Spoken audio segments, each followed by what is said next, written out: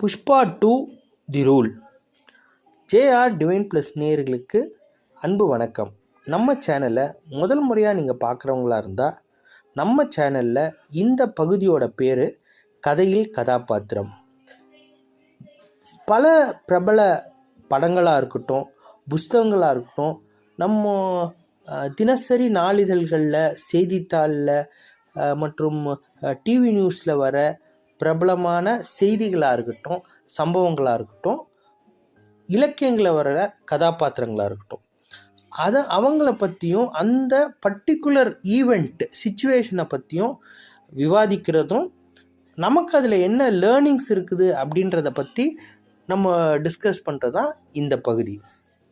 சமீபத்தில் வெளியாகி மிகவும் வெற்றிகரமாக கோடிக்கணக்கான ரூபாயில் வியாபாரம் ஆகிறதா சொல்லப்படுற புஷ்பா 2 பற்றி இன்றைக்கி நம்ம பார்க்கலாம். இதில் டைரக்ட் பண்ணவர் திரு சுகுமார் அவர்கள். மெயின் ஸ்டார் ஹீரோவாக இருக்கிறது அல்லு அர்ஜுனா மற்றும் பல முன்னணி கதாபாத்திரங்கள். முக்கியமாக ஃபகத் ஃபாசில். இந்த படத்துலேயே ஃபகத் ஃபாசிலோடைய நடிப்பும் சரி, ஆளுமையும் சரி, அவரோட ப்ரொஜெக்ஷன்ஸு, அதை கதையை உள்வாங்கிறதா இருக்கட்டும், அதை வெளிப்படுத்துறதா இருக்கட்டும், அந்த ஐபால் மூமெண்ட்டாக இருக்கட்டும், மிகவும் பிரம்மாண்டம். மிரள வைக்குது, மிரட்டுது. மற்றபடி நம்ம யார் என்ன நடித்தாங்க, அந்த பாக்ஸ் ஆஃபீஸ் ஹிட் எவ்வளோ ஆச்சு, எவ்வளோ பணம் போட்டாங்க, ப்ரொடியூசர் என்னான்னாரு, அதை பற்றியெல்லாம் நம்ம உள்ளே போக விரும்பல. இதில் உள்ள லேர்னிங்ஸ் என்ன அப்படின்னா, இதில் நமக்கு என்ன புரிஞ்சுது, என்ன நம்ம தெரிஞ்சுக்கிட்டோம். இப்போ நம்ம ஒரு பணம் கொடுத்து ஒரு படம் பார்க்குறோம். அதில் நமக்கு டேக்அவே என்ன அப்படின்னா, எனக்கு 2 ஆங்கில பதங்கள் தான் ஞாபகம் வருது. ஒன்று carried away by the situation, ரெண்டாவது mob atmosphere. First carried away by the சிச்சுவேஷனாக இருக்கட்டும். கேரிட் அவே பை தி சிச்சுவேஷன்னா, நம்ம ஒரு சிச்சுவேஷனில் இருக்கிறோம். அதில் எல்லாரும் எப்படி ரியாக்ட் பண்ணுறாங்களோ அதே மாதிரி நம்மளும் ரியாக்ட் பண்ணுறோம். முடிஞ்சால் நம்மளை தனித்துவமாக காட்டிக்கிறதுக்கு அதை விட கொஞ்சம் எக்ஸ்ட்ராவாக ரியாக்ட் பண்ணுறோம்.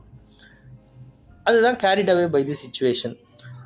இப்போ உள்ள ட்ரெண்டு எது பண்ணால் வெற்றி அடையும் அப்படின்றத டைரக்டரும் சரி, லீட் ஆக்டர்ஸும் சரி, மற்றவங்களும் சரி, அதை மேக்ஸிமம் கொடுத்துருக்குறாங்களோ தவிர்த்து மற்றபடி அதில் என்ன இருக்குதுன்னு எனக்கு புரியல. இது என்னோட அறியாமையை தான் சொல்கிறேன். நான் யாரையும் படத்தையோ மற்ற படக்குழுவையோ குறையாக நான் சொல்லலை. ரெண்டாவது அந்த மாப் அட்மாஸ்பியர். இப்போ உள்ள வெகுஜனங்கள் பொது புத்தியில் எதை விரும்புகிறாங்க அப்படின்னா, இந்த மாதிரி கதையை தான் விரும்புகிறாங்களா, இந்த மாதிரியான விஷயங்களை தான் அவங்க உள்வாங்கிறாங்களா, அதை ஆதரிக்கிறாங்களா அப்படின்றது ஒரு $1 மில்லியன் கொஸ்டின்.